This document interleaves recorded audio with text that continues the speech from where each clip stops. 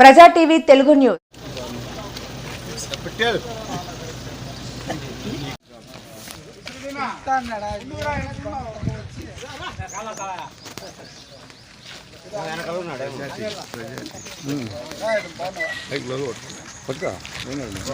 Reporter Bhajapa పట్టుకు ఎవరండి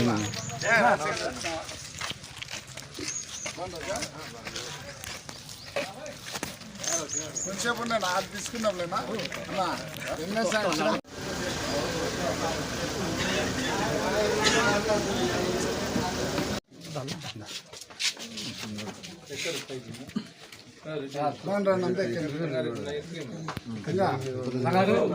త్వరగా రాళ్ళ మీరు లోపల రాండప్ప.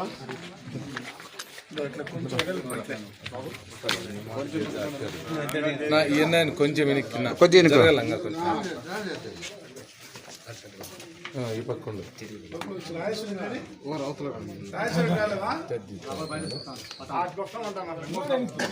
ఎనికి జరుగు ఆనుకోను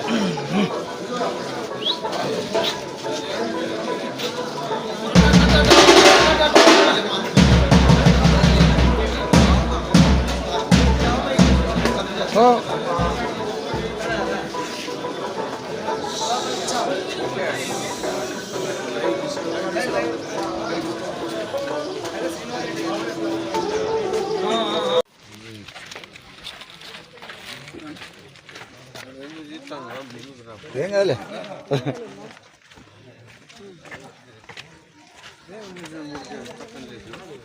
ఏం లేదన్నా పండగ త్వరగా కంప్లీట్ చేద్దాం రేపు కానీ అట్లా చేద్దామన్నా.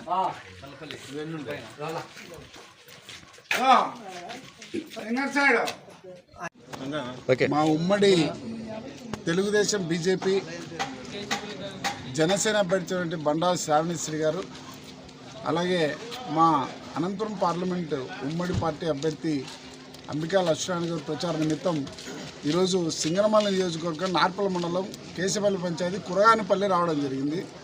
ఈరోజు ఒక్కసారి ఈ 5 ఏళ్ళు జరిగిన అభివృద్ధి ఏంటంటే శూన్యం. అంత మునుపు 2014 నుంచి 19 దాకా ఏదైతే అభివృద్ధి జరిగిందో అదే ఎక్కడ చూసినా కనిపిస్తుంది. ఒక పక్క సిమెంట్ రోడ్లు తీసుకున్నా కానీ, లేదంటే పల్లెల్లో వీధి దీపాలు తీసుకున్నా కానీ, లేదంటే మంచినీటి కుళాయిలు తీసుకున్నా కానీ, ఏమన్నా కానీ మొత్తం అప్పట్లో తెలుగుదేశం పార్టీ ప్రభుత్వంలో ఉన్నప్పుడు జరిగిన విషయాలను మీ ముందు తెలియజేస్తున్నాం. అంతేకాకుండా ఈరోజు సూపర్ 6 పథకాలు ఏదైతే బాబు శృతి భవిష్యత్ గ్యారెంటీ అన్న పేరుతో మేము ఈరోజు ప్రజల్లోకి వెళ్తున్నాం. విశేషమైన స్పందన వస్తుంది. ఎదురొచ్చి మాకు ఈ పథకాలను మేము ఎప్పుడెప్పుడు అని చూస్తున్నామనే పరిస్థితి ప్రజలు తెలియజేస్తున్నారు.